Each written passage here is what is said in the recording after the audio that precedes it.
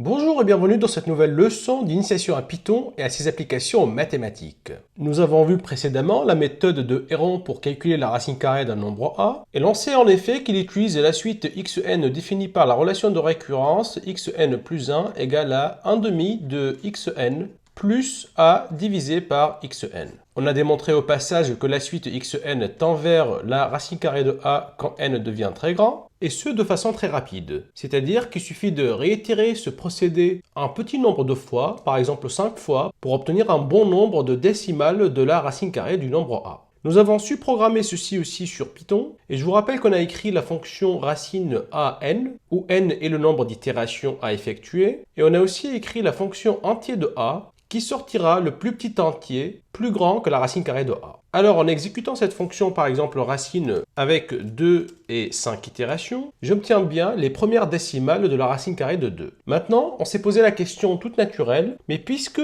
la suite de Héron tend vers la racine carrée de a, elle devrait me sortir le nombre que je veux de décimales de la racine carrée de 2. Le problème avec Python, c'est qu'il s'arrête uniquement à un nombre fini de décimales, et d'ailleurs très petit, qui ne me permet pas, par exemple, d'avoir 1000 décimales de la racine carrée de 2. Ce que l'on va faire dans cette vidéo, c'est de contourner cette difficulté technique et de jouer un peu avec les fonctionnalités de Python afin d'avoir, par exemple, les 10 000 premières décimales de la racine carrée de 2.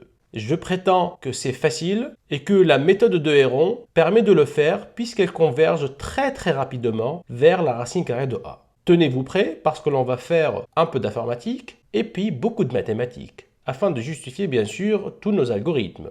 Au lieu d'utiliser ma fonction racine programmée ici, je vais utiliser la fonction sqrt préprogrammée dans Python parce qu'elle tourne beaucoup plus rapidement que ma fonction racine et je vous dirai plus tard pourquoi. Ainsi, je lui dis from math import sqrt, voilà. Et maintenant, l'idée naïve, c'est de se dire, au lieu de calculer la racine carrée de 2, eh bien, je pourrais tout simplement, si j'ai envie d'avoir 200 décimales de la racine de 2, je lui dis tout simplement, eh bien, calcule-moi 10 à la puissance de 100, le tout multiplié par sqrt de 2. Ainsi, qu'est-ce que je devrais obtenir? Je devrais obtenir la racine carrée de 2 avec la virgule décalée de 200 chiffres à droite. Va-t-il réellement me sortir un nombre à 200 chiffres? Allons-y pour voir. Tac. Eh ben non. Regardez ce qu'il me dit. Eh bien, il me sort la valeur de la racine carrée de 2. Et puis, il me dit tout simplement E plus 200 qui signifie fois 10 à la puissance 200. Donc, ce qui se passe, c'est que Python, il est têtu et il s'arrête uniquement ici. Il ne dépasse pas ce nombre de décimales. Et cette petite commande ne permet pas du coup d'avoir les 200 premières décimales de la racine carrée de 2. Allez, on va essayer quelque chose d'un peu plus astucieux. Si j'ai envie d'avoir donc 200 décimales de la racine carrée de 2, eh bien je lui dis, calcule-moi la racine carrée de 10 à la puissance 400 fois 2. En fait, la différence avec cette expression qui est ici, je prétends que ce sont les mêmes mathématiquement, sauf qu'ici, en fait, ce qu'il va faire à la deuxième commande, c'est de calculer la racine carrée de tout ce nombre à l'intérieur de la fonction sqrt. Alors qu'ici, ce qu'il fait, il utilise sqrt pour calculer la racine de 2, et ensuite il multiplie le tout par 10 à la puissance 200. Ici, c'est pas pareil. Il multiplie le tout avec 10 à la puissance 400, et donc il va obtenir 2 accompagné de 400 zéros, et ensuite il va calculer la racine carrée de ce très grand nombre, qui est exactement la même chose que 10 à la puissance 200 fois sqrt de 2. J'espère que vous êtes convaincus. Allons-y pour voir. Python va-t-il cette fois-ci me donner les 200 décimales de la racine carrée de 2? Regardez, et bien il ne le calcule même pas puisqu'il prétend que 10 à la puissance 400 est un nombre bien trop grand pour la fonction sqrt et qu'il n'arrive pas à convertir donc ce nombre en un flottant. Ok, donc bon, cette méthode ne fonctionne pas a priori. On va essayer d'effectuer la même opération, mais cette fois-ci on aimerait avoir les 100 premières décimales de la racine carrée de 2. Donc je vais refaire exactement la même chose, avec donc 10 à la puissance 100, le tout fois sqrt de 2. Voilà ce que j'obtiens. Pareil, donc en fait, Python ne me permet pas d'avoir les autres décimales de racine carrée de 2. Et puis, si je lui dis maintenant sqrt de 10 à la puissance donc 200, le tout fois 2. Normalement, ça devrait fonctionner. On ne devrait pas avoir une erreur ici. Et regardez ce que j'obtiens. Tac. Eh bien, j'obtiens bien le même résultat quasiment qu'ici. C'est-à-dire qu'avec cette méthode un peu naïve, Python ne me permet pas d'aller plus loin. Ce qui se passe ici, c'est qu'en fait, Python gère les flottants d'une façon particulière, c'est-à-dire les nombres à virgule ici, et il s'arrête à 16 décimales, alors que Python, en fait, sait gérer les entiers et ce de façon très efficace. Des entiers, d'ailleurs, de n'importe quelle longueur. longueur. Ce que l'on va faire ici, c'est au lieu d'utiliser des flottants et des opérations sur les fractions, qui sont par exemple programmées ici, regardez ici dans x égale 1/2 de x plus a sur x, eh bien on a utilisé des opérations sur les fractions. Une fois qu'on a utilisé des opérations sur les fractions, Python considère ça comme des flottants et donc du coup il ne dépassera pas les 16 décimales. Ainsi, qu'est-ce qu'on va faire? Au lieu de travailler avec des flottants, nous allons travailler avec des entiers. Et vous allez voir que cela fonctionne et à merveille. Tout d'abord, donc, notez que si je dis à Python de faire 3456 divisé par 122, on va dire, regardez, le résultat est un flottant, c'est-à-dire en virgule, et c'est ce qui se passe ici d'ailleurs. Une fois que je divise un entier par un autre, eh bien, j'obtiens un flottant, et donc le résultat final sera un flottant, et qui ne me permettra pas du coup d'avoir mes décimales. Mais remarquez que si je fais 3546 /122, regardez ce qui me sort. Ah, je devrais tomber en fait sur 28, pas 29. Mais pourquoi est-ce que j'ai eu 29 ici? Eh bien parce que je me suis trompé ici. Au lieu de prendre 3456, eh bien j'ai inversé le 5 et le 4. Donc je refais ça. 3456, le tout divisé par donc 122 avec double slash. J'obtiens bien 28, qui est en fait tout simplement le quotient de la division de 3456 par 122. Ainsi, cette opération me sort uniquement des entiers et elle ne me sort pas donc la partie décimale du nombre qui est ici. Nous allons utiliser cette opération afin d'améliorer notre fonction à racine et qui permettra, vous allez le voir, d'avoir les décimales de la racine carrée de n'importe quel nombre a. Tout d'abord, nous allons tenter de faire fonctionner notre fonction à racine de an avec un a très grand, comme par exemple 10 à la puissance 200 fois 2, et voir ce que l'on obtient. Notez que tout à l'heure, j'ai utilisé la fonction sqrt, préprogrammée dans Python, et ce pour des problèmes d'optimisation justement. Et donc si j'appelle ma fonction racine de 10 par exemple à la puissance 200, virgule, et je voudrais faire ça avec 5 itérations, regardez ce qui se passe, tac, eh bien il ne se passe rien, puisqu'il est en train encore de calculer, et que ma fonction racine, elle est très lente quand il s'agit de nombres extrêmement grands comme 10 à la puissance 200. Pourquoi donc? Regardez, ça tourne encore. Eh bien parce que ici, en fait, le premier appel, c'est entier de A. Et entier de A, il va vérifier toutes les multiplications en dessous de 10 à la puissance 200. C'est extrêmement grand et extrêmement laborieux. Ainsi, pour contourner cette difficulté, eh bien, on va enlever ici entier de A et prendre tout simplement A, parce que comme on a vu à la dernière leçon, entier de A permettait d'accélérer un tout petit peu la fonction racine, mais avec des petits nombres. Par contre, avec de grands nombres, entier de A ne fait pas l'affaire. Ainsi donc ici, je vais annuler l'exécution. Et ici, je lui dis tout simplement x égale à A. J'enregistre et j'exécute. Si maintenant je lui dis racine de 10 à la puissance 200 avec 5 itérations, regardez, tac, il me sort directement un résultat. Alors, c'est pas le bon résultat, bien sûr. Pourquoi? Parce que 5 itérations ne suffisent pas avec 10 à la puissance 200 et que, en fait, ma fonction ici, elle va commencer avec 10 à la puissance 200 qui est bien loin de 10 à la puissance 100 qui est la racine carrée de 10 à la puissance 200. Ainsi, il va falloir tourner beaucoup, et beaucoup trop d'ailleurs, afin d'avoir une bonne approximation de la racine carrée de 10 à la puissance 200. Voilà donc pour l'instant. Je prétends que l'on peut en fait commencer avec une valeur initiale ici, plus proche de la racine carrée de A, et qui est calculable de façon beaucoup plus rapide que notre fonction ici entier de A. En effet, si k désigne le nombre de chiffres dans l'écriture décimale de A, si par exemple A égale à 931, eh bien je sais que k en fait ça vaut 3. C'est-à-dire que le nombre de chiffres dans A, eh bien il y a 3 chiffres. Eh bien qu'est-ce que je sais? Je sais qu'en fait A sera du coup toujours strictement plus petit que 10 à la puissance k. Dans notre cas par exemple ici, eh bien notre A il est bien plus petit que 10 à la puissance 3 qui vaut d'ailleurs 1000. Eh bien, cela se généralise naturellement. Si k désigne donc le nombre de chiffres de A, eh bien, je sais que A est strictement plus petit que 10 à la puissance k. Cela implique en particulier que la racine carrée de A est plus petite que 10 à la puissance, la partie entière donc de k sur 2 plus 1. C'est la partie entière de k sur 2 par excès en fait. Qu'est-ce que cela peut bien signifier? Eh bien, si A est le nombre 1, 2, 3, 4, 5, il est constitué de 5 chiffres, et donc je sais qu'en fait A est strictement plus petit que 10 à la puissance 5. Eh bien, je peux en déduire en composant par la racine carrée de part et d'autre que la racine carrée de mon nombre A qui est ici est plus petite en fait que 10 à la puissance 5 sur 2 en partie entière, E désigne la partie entière, plus 1. C'est-à-dire en fait que la racine carrée de A est strictement plus petite que 5 sur 2 c'est 2,5, la partie entière de 5 sur 2 donc c'est 2, et 2 plus 1 ça donne 3, ainsi je sais que la racine carrée de A est strictement plus petite que 10 au cube. Et bien entendu, 10 au cube est un entier bien plus proche de la racine carrée de mon nombre A que ce nombre qui est ici. Parce que 10 au cube, c'est 1000, et le nombre qui est ici, donc 12 345, est bien plus grand que 1000. Ainsi, j'ai obtenu une manière d'avoir un entier bien plus proche de la racine carrée de A que A lui-même.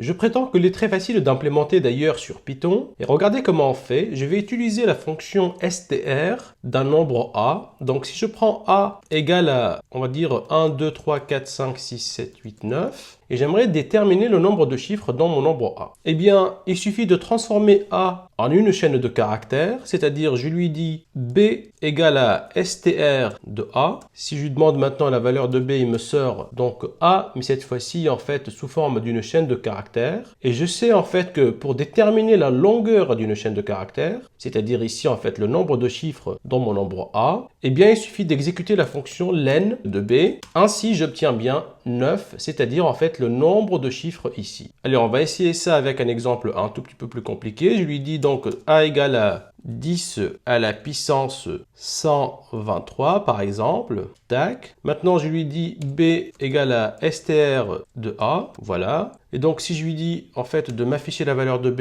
regardez ce qu'il m'affiche. Ça c'est 10 à la puissance 123. Vous pouvez compter, en fait il y a 123 zéros ici. Et puis maintenant il suffit de faire len de B pour qu'il me dise qu'en fait la longueur de B c'est 124. Et c'est vrai puisqu'il y a 123 zéros plus le 1 qui est ici. Et donc cela donne bien le nombre K que je recherchais tout à l'heure. Maintenant ce que je vais faire, c'est dans la fonction racine ici, je vais commencer avec donc 10 à la puissance K donc plus 1 divisé par 2. Cela me donnera la partie entière par excès de K divisé par 2. Mais je dois définir K tout d'abord. Donc je lui dis K égale à len de str de A. Voilà, c'est terminé. Maintenant, j'enregistre et j'exécute ma fonction. Je regarde si elle est bien plus rapide. Donc je lui dis racine de 10 à la puissance 200 avec 5 itérations. Ça devrait fonctionner bien mieux que cette exécution qui est ici. Rappelez-vous, ça ne donne pas le bon résultat là, puisqu'on a commencé avec 10 à la puissance 200 comme valeur initiale. Regardez ce qui se passe. C'est bien mieux, puisque ici, j'obtiens bien 1,0010 à la puissance 100, c'est-à-dire environ 10 à la puissance 100. Si maintenant, je réexécute donc ma fonction avec le même nombre à la puissance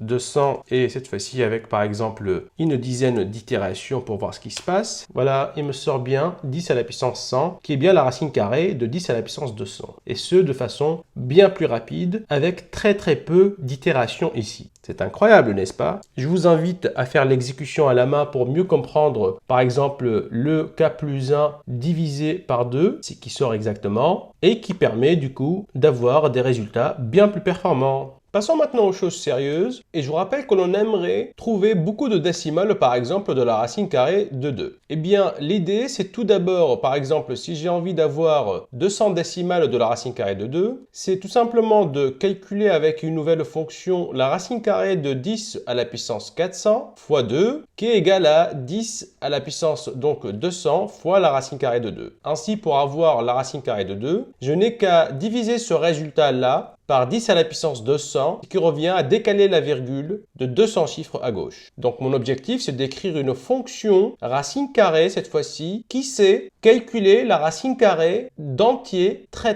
grands, comme par exemple 10 à la puissance 400 fois 2. Ainsi, l'idée, c'est au lieu ici d'effectuer des divisions décimales comme 1/2 ou a divisé par xn, je rappelle que Python ici fera une division décimale, c'est-à-dire il sortira toujours un nombre à virgule. J'aimerais tout simplement qu'il ne sorte plus un nombre à virgule et qu'il me sorte la partie entière de chacune des divisions, c'est-à-dire le quotient de la division euclidienne. Ainsi, je réécris ma suite xn plus 1 sous la forme 1/2 donc de xn plus a divisé par xn, qui est égal à xn au carré plus a, le tout divisé par 2 fois xn. Ainsi, ma nouvelle suite sera définie par la relation de récurrence x'n plus 1, on va dire, qui est égale à la partie entière de x'n au carré plus a, le tout divisé par 2 fois x'n. Ainsi, si je prends x'0 un nombre donc entier, qui va être bien sûr strictement plus grand que la racine carrée de a, et ceci est possible et de façon efficace sur Python comme on a vu tout à l'heure, eh bien, j'en déduis que x'n sera toujours un nombre entier.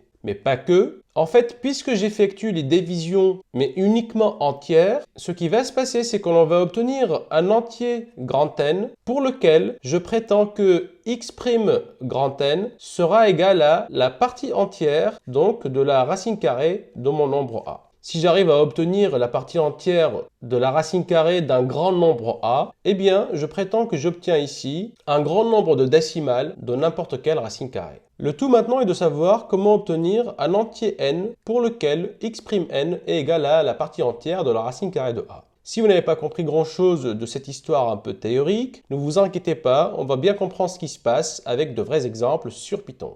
Allons-y, je vais écrire une fonction def racine de, on va dire, d'un nombre a. Je ne vais pas prendre n comme nombre d'itérations et vous allez voir pourquoi, parce que je vais utiliser justement une boucle while, deux points. Tout d'abord, donc je définis k comme ma première fonction, len de str donc de a. Ensuite, mon premier x sera 10 à la puissance k plus 1 divisé par 2, et je voudrais bien la partie entière donc de cette division. Ensuite, je lui dis while x fois x est encore strictement plus grand que a, c'est-à-dire tant que x est plus grand que la racine carrée de a, voilà ce qu'il faut faire. Eh bien, x, qu'est-ce qu'il va prendre? Il va prendre donc la suite de Héron, c'est x au carré, ou x fois x, plus a divisé, cette fois-ci donc double slash, par 2 fois x.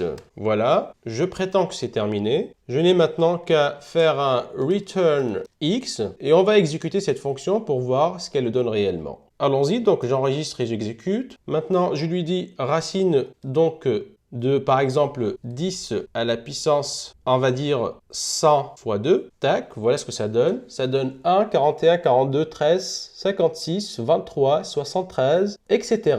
Eh bien, remarquez bien que l'on reconnaît les premières décimales de la racine carrée de 2 et que les autres décimales que l'on obtient ici, il paraît qu'il s'agit des 50 premières décimales de la racine carrée de 2. Ah oui, est-ce vrai? Tout d'abord, on va essayer avec la fonction sqrt pour voir si les premières décimales correspondent bien aux décimales de racine carrée de 2. Je lui dis ainsi tout simplement from math import sqrt et ensuite je lui dis sqrt de 2 pour faire la comparaison. Donc regardez bien, eh bien j'obtiens exactement les mêmes chiffres, sauf qu'ici Python il me sort 1, qui n'est d'ailleurs pas le chiffre exact de la racine carrée de 2 à cette position là, et le chiffre exact est bien 0 et l'on verra bien pourquoi mathématiquement. Ainsi maintenant j'ai une fonction qui permet d'avoir beaucoup de décimales de n'importe quelle racine carrée. Je vais par exemple lui demander la racine de, on va dire, 10 à la puissance 400 fois 2 pour avoir 200 décimales de la racine carrée de 2. Regardez ce que ça donne. Tac. Ça tourne à une vitesse extrêmement rapide d'abord, remarquez. Et là, j'obtiens bien les mêmes premières décimales ici et ensuite d'autres décimales de la racine carrée de 2. Ici, beaucoup de questions naturelles se posent. Pourquoi est-ce que cet algorithme fonctionne?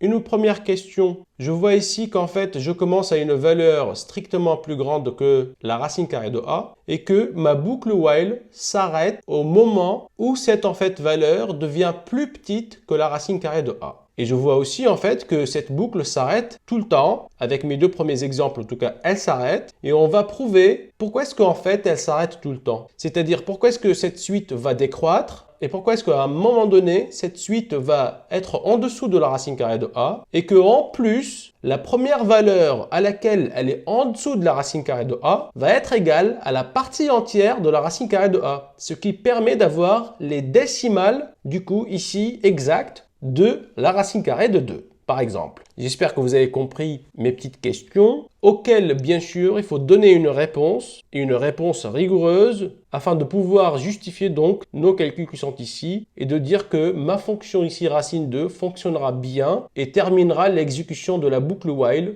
quoi qu'il arrive. Allez, pour aller un tout petit peu plus loin, on pourra par exemple demander racine 2 de 10 à la puissance 3000, on va dire, ce qui permettra d'avoir 1500 décimales de la racine carrée de 2. Ici, 10 à la puissance 400, ça a permis d'avoir 200 décimales, bien sûr. Et donc ici, je multiplie par 2 pour avoir, regardez, ça a tourné à une extrême vitesse, là encore, et j'obtiens bien donc les décimales voulues. C'est incroyable, n'est-ce pas? Maintenant, le tout est de savoir pourquoi est-ce que cela fonctionne. Je vais essayer avec un autre nombre quand même différent de 2. Je lui demande racine 2 de 10 à la puissance, par exemple, 40, pour avoir les 20 premières décimales de mon nombre, tout d'abord, fois, on va dire, 17. Regardez ce qui se passe. Est-ce que j'obtiens bien les décimales de la racine carrée de 17? Eh bien, regardez avec la fonction SQRT de 17, j'obtiens bien ce qu'il faut, sauf en fait, à la dernière décimale, comme tout à l'heure, Python affiche une autre décimale différente de la décimale exacte de la racine carrée de 17. Maintenant, si j'ai envie d'avoir davantage de décimales, je n'ai qu'à faire donc 10 à la puissance, allez, soyons fous, 10 000 fois donc 17. Regardez, ma fonction fera l'affaire et ce de façon extrêmement rapide. On obtient ici donc 5000 décimales de la racine carrée de 17. C'est absolument fou, n'est-ce pas? Allez, nous allons passer maintenant à la démonstration de ces résultats. Je vous rappelle donc que ma suite est définie par un premier terme x'0 strictement plus grand que la racine carrée de a, qui est bien sûr un nombre entier naturel, et puis que x'n plus 1 est égal à la moitié donc de x'n plus a divisé par x'n, mais pas que. Il faut ici prendre bien sûr la partie entière de ce nombre qui est ici. Nous remarquons donc tout d'abord que x'n plus 1 moins x'n est égal à la partie entière donc de 1 demi de x'n plus a divisé par x'n moins x'n. Je vais tenter de comprendre pourquoi est-ce qu'il existe un entier n pour lequel donc x'n devient plus petit ou égal à la racine carrée de a. Et en fait, le premier entier n vérifiant ça, vérifie que x'n0, on va dire, il est égal à la partie entière de la racine carrée de a. Bon, ça c'est mon objectif. Revenons à cette histoire ici. Après calcul, j'obtiens que c'est égal à la partie entière de 1 demi de a divisé par x'n moins x'n. Pourquoi? Parce qu'en fait, x'n ici est un entier. Et donc, je peux le faire entrer à l'intérieur de la partie entière. Du coup, qu'est-ce que j'obtiens ici? J'obtiens la partie entière de 1 demi facteur de a moins x'n au carré, le tout divisé par x'n. Et maintenant, tant que x'n est strictement supérieur à la racine carrée de a, qu'est-ce que j'obtiens? J'obtiens que ce terme ici, il est strictement négatif, et donc, a fortiori, sa partie entière est plus petite ou égale à moins 1. N'est-ce pas? Puisque, en fait, la partie entière est un nombre entier et que la partie entière d'un nombre négatif, c'est un nombre entier qui sera forcément plus petit ou égal à moins 1. Récapitulons. On vient de démontrer que si x'n est strictement plus grand que la racine carrée de a, alors, qu'est-ce que j'obtiens? J'obtiens que x'n plus 1 moins x'n est plus petit ou égal à moins 1. Qu'est-ce que cela peut bien signifier? Eh bien, cela signifie en particulier que la suite x'n est strictement décroissante et il s'agit d'une suite d'entiers naturels strictement décroissante. Peut-on construire une suite d'entiers naturels strictement décroissante?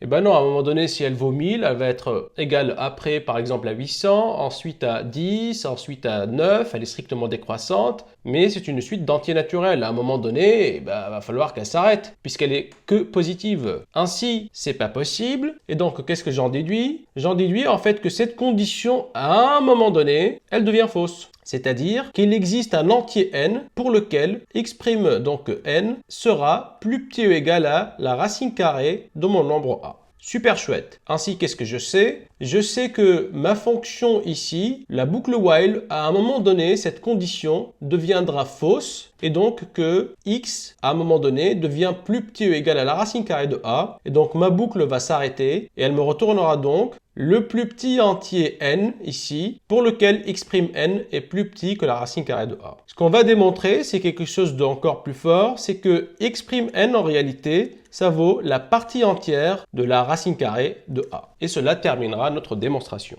En effet, je sais que x' n est plus petit ou égal à la racine carrée de a, mais pas que en fait. Je sais que la racine carrée de a, elle est strictement plus petite que x' n moins 1. Pourquoi? Eh bien parce que le plus petit entier n pour lequel x' descend en dessous de la racine carrée de a, eh bien c'est grand N. J'en déduis que au rang n-1, la suite x', elle est toujours plus grande que la racine carrée de a. La première inégalité ici implique que, puisque x' n est un entier, j'obtiens que x' n est plus petit ou égal à la partie entière de la racine carrée de a. Maintenant, cette deuxième inégalité ici, elle implique que 1/2 de x' n-1 plus a divisé par x' n-1 est strictement plus grand que la racine carrée de a. Et vous savez pourquoi? Eh bien parce que puisque x' n-1 est strictement supérieur à la racine carrée de a, eh bien ce terme qui est ici, qui est la transformation de Héron, mais cette fois-ci sans la partie entière, restera strictement plus grande que la racine carrée de a. Si vous n'êtes pas convaincu, je vous invite à regarder la vidéo précédente. Ainsi, qu'est-ce que j'obtiens au passage? Si je passe maintenant à la partie entière dans cette inégalité, j'obtiens que la partie entière donc